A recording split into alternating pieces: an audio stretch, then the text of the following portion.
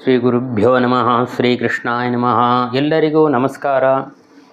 ವೈಶಾಖ ಸ್ನಾನ ಆರಂಭ ಅಂತ ಹಾಕಿದ್ದಾರೆ, ಆದರೆ ವೈಶಾಖ ತಿಂಗಳು ಬರಲವಲ್ಲ ಹಾಗೆ ಅಂತ ಒಬ್ಬರು ಕೇಳಿದ್ದರು.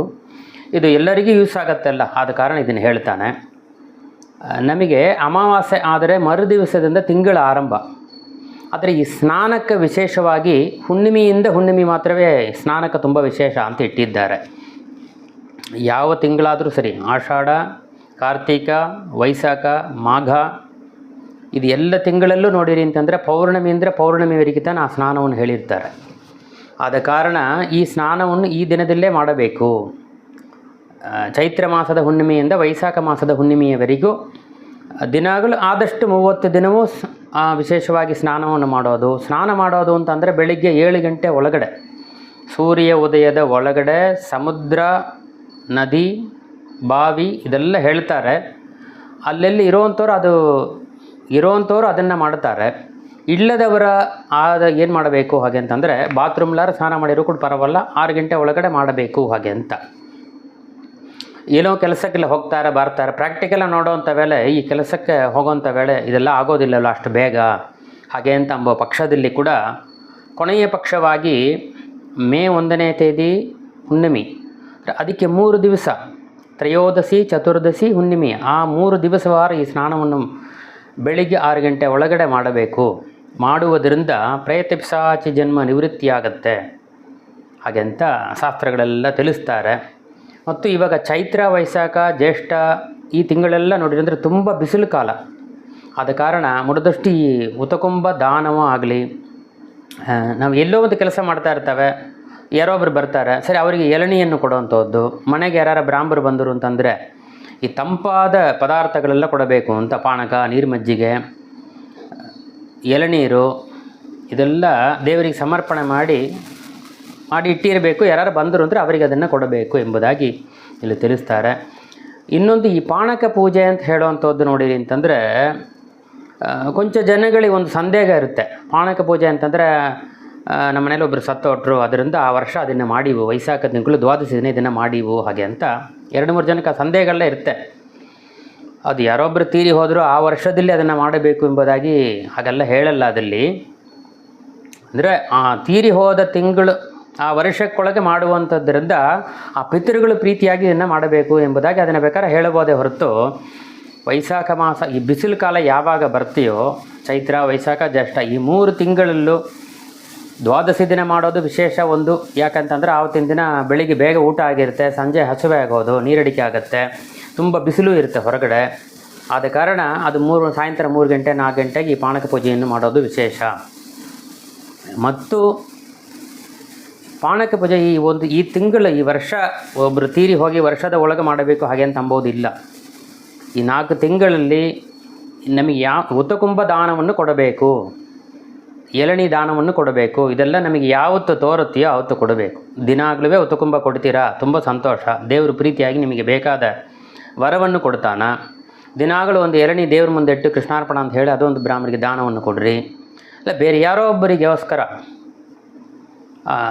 ಎಳನೀರು, ಗಂಧ ಇದೆಲ್ಲ ಕೊಡುವುದರಿಂದ ಪಾನಕ, ನೀರ್ಮಜ್ಜಿಗೆ, ಕೋಸಂಬರಿ, ವಸ್ತ್ರ, ಅಂದರೆ ಬಿಸಿಲಿಂದ ನಮ್ಮನ್ನು ರಕ್ಷಣೆ ಮಾಡೋಕ್ಕೆ ಏನೇನು ಬೇಕು ನಾವು ಯೂಸ್ ಮಾಡ್ತಾವೆಯೋ ಅದೆಲ್ಲ ಇನ್ನೊಂದು ಜೀವರಾಶಿಗೂ ಕೊಡಬೇಕು ಎಂಬುದಾಗಿ ಅದಷ್ಟು ಇದನ್ನು ದೇವರಿಗೆ ಸಮರ್ಪಣೆ ಮಾಡಿ ಆ ಪದಾರ್ಥವನ್ನು ಇರುವಂಥ ಬ್ರಾಹ್ಮಣರಿಗೆಲ್ಲ ಕೊಟ್ಟರು ಅಂತಂದರೆ ದೇವರು ಪ್ರೀತನಾಗಿ ನಮಗೆ ಬೇಕಾದ ವರವನ್ನು ಕೊಡ್ತಾನ ಹಾಗೆ ಅಂತ ಇಲ್ಲಿ ಹೇಳ್ತಾರೆ.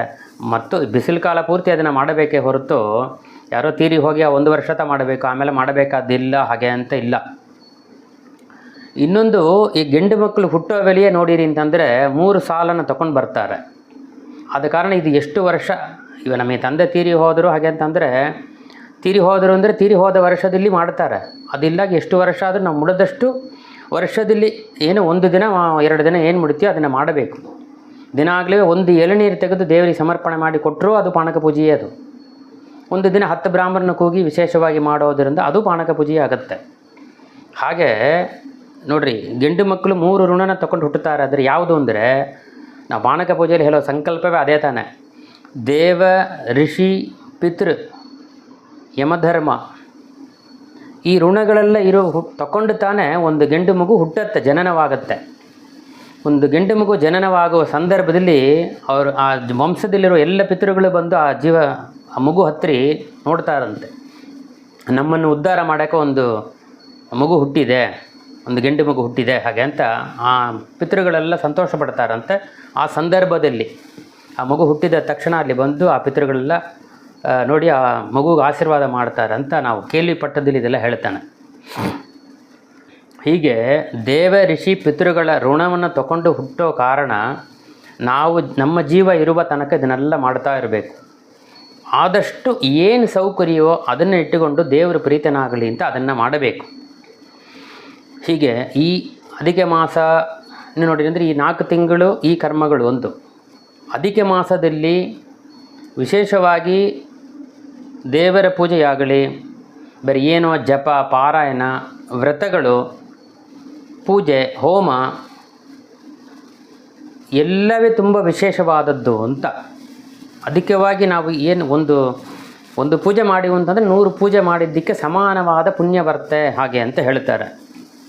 ಅಧಿಕ ಮಾಸದಲ್ಲಿ ಮಾಡುವುದರಿಂದ ವಿಶೇಷವಾಗಿ ಫಲ ಜಾಸ್ತಿ ಅಂತ ಹೇಳ್ತಾರೆ. ಯಾಕೆ ಅಂತಂದರೆ ಅದಕ್ಕೆ ಅಧಿಕ ಮಾಸಕ್ಕೆ ಮಲಮಾಸ ಅಂತ ಒಂದು ಹೆಸರಿದೆ.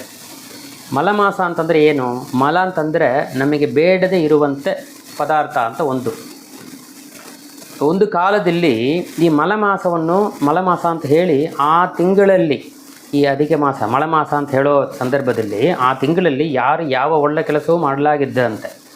ಆವಾಗ ಆ ಮಾಸ ದೇವತೆ ಅಂತ ಇರುತ್ತಲ್ವ, ಈ ಮಲಮಾಸ ದೇವತೆ ದೇವರ ಹತ್ರ ಹೋಗಿ ಪ್ರಾರ್ಥನೆ ಮಾಡ್ತಾರೆ. ನಮಗೆ ಎಲ್ಲರಿಗೂ ಒಂದೊಂದು ತಿಂಗಳಿಗೆ ಒಂದೊಂದು ವಿಶೇಷವಾದ ಒಂದು ಶುಭ ಕಾರ್ಯಗಳು ಏನೇನೋ ಒಂದು ಇಟ್ಟಿರ್ತೀರಿ.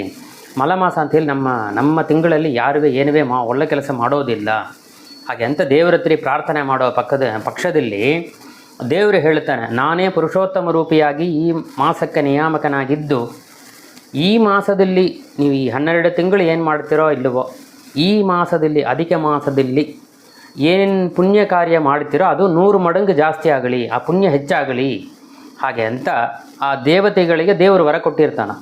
ಆದ ಕಾರಣ ಅಧಿಕ ಮಾಸದಲ್ಲಿ ಮಾಡುವ ಒಂದೊಂದು ಚಿಕ್ಕ ಚಿಕ್ಕ ಪುಣ್ಯ ಕಾರ್ಯಗಳಿಗೂ ಅಧಿಕವಾಗಿ ಪಾಲಾಗಿರುತ್ತೆ ಅಂತ ಶಾಸ್ತ್ರ ತಿಳಿಸುತ್ತೆ.